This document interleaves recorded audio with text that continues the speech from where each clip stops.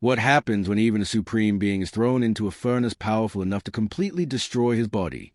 What happens when your flesh, bones, blood, and organs are all reduced to nothing? For Shijie, this terrifying situation becomes reality.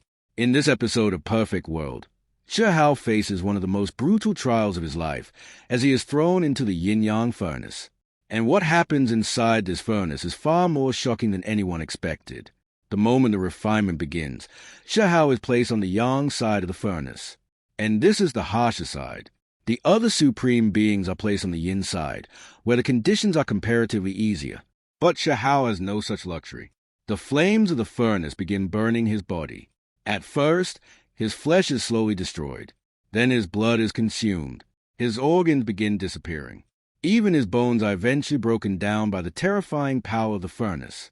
The process is so brutal that it is almost impossible to imagine how much pain Shijie is experiencing. But Shijie doesn't scream. He doesn't beg for mercy. He doesn't even cry out. He simply endures everything in silence. This shocks everyone watching. These supreme beings have seen countless cultivators suffer before. But Shijie's reaction is completely different. Even while his entire body is being destroyed, he refuses to show weakness. Eventually, his flesh disappears completely. His blood is gone. His organs are gone. His bones are almost completely refined. It appears that Shijie has truly died. But there is still one part of him that survives. His skull. Because of the restrictions and protections placed on him earlier, his skull manages to remain intact. And this strange sight leaves everyone wondering whether Shijie's life has really ended. The supreme beings then decide to try something extraordinary. They use phoenix blood to revive him.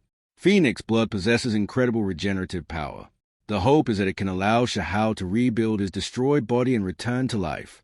But there's a problem. The laws contained within the phoenix blood do not truly belong to Shijie's native world.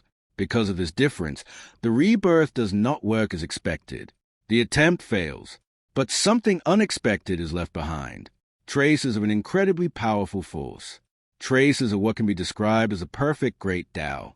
And inside the furnace, Shijie manages to sense this remaining power. Even though his physical body has been destroyed, his consciousness has not completely disappeared. And this is where the situation takes an incredible turn. Shijie begins rebuilding himself. Not with the phoenix blood, not with someone else's body, and not through the help of the supreme beings. He begins reconstructing himself using his own understanding of the great Tao. His soul starts forming again. His Tao seed begins to take shape. And slowly, his physical body begins to return. Shijie is essentially creating himself from nothing. The furnace was supposed to destroy him. Instead, it has given him an opportunity to transform.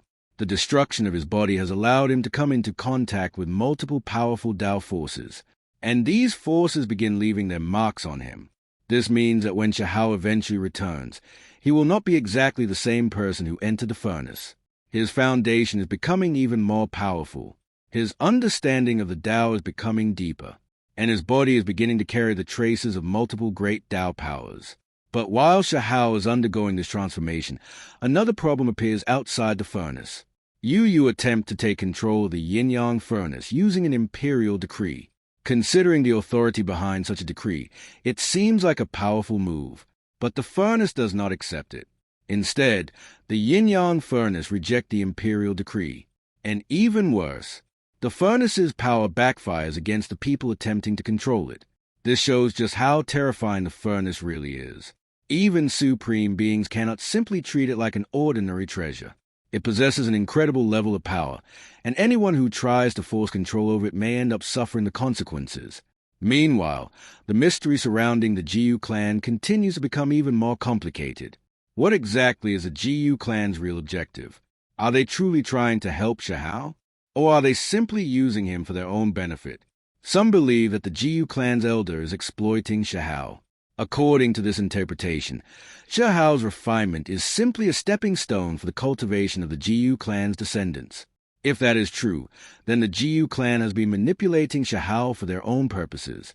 But there's another possibility. Perhaps the elder is secretly working in Shijie's favor. Perhaps the situation we are seeing is only one part of a much larger plan. And this is where the Jiyu clan storyline becomes extremely confusing. Even fans who know the original novel have debated the true intentions of the Jiyu clan. So for now, their real allegiance remains a mystery. But while everyone is trying to understand the Jiyu clan, Shihao is still fighting for his life inside the furnace. His reconstruction continues. His soul becomes stronger. His Tao seed begins stabilizing, and his body slowly returns. This is no ordinary resurrection. Shihao is rebuilding himself after experiencing complete destruction. He has essentially gone through death and returned through his own strength, and that makes his transformation even more terrifying. The very people who wanted to refine Shihao may have accidentally helped him become stronger.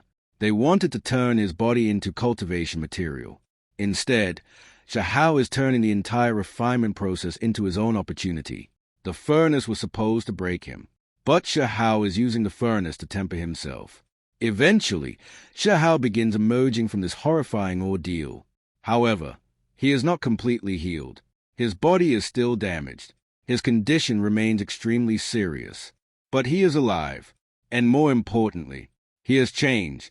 The traces of different great Tao powers have become connected with him. His foundation has become even more unusual, and his future potential is becoming increasingly difficult to predict. Shihao has gone through something that would have killed almost anyone else. His body was destroyed. His soul was pushed to the edge. His life was almost completely erased. And yet, he returned. This is what makes Shihao so frightening.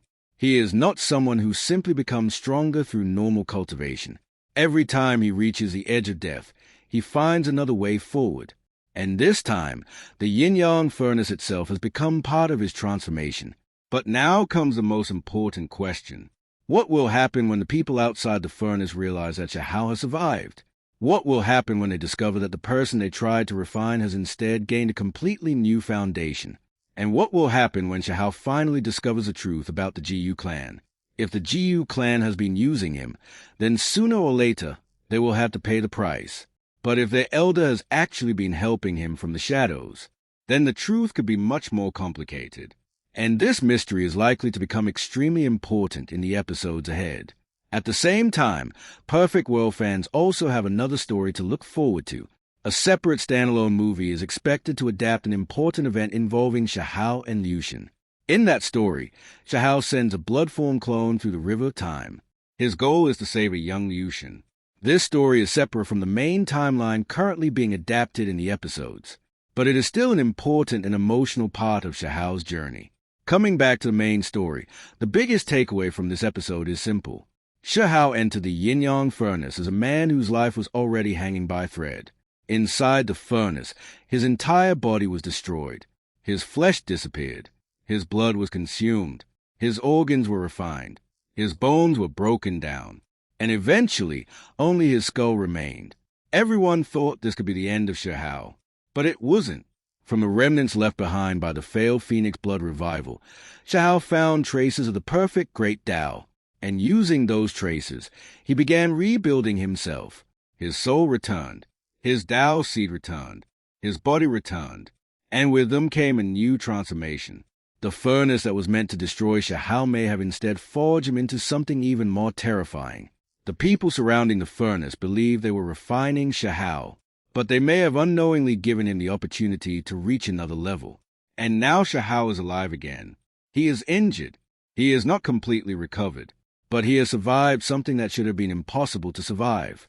The Jiyu clan's true intentions remain hidden.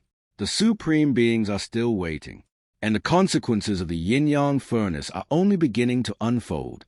Shihao has already walked through death once. Now, let's see what happens when he comes back. Because the next time Shihao faces his enemies, they may be facing a completely different Shihao.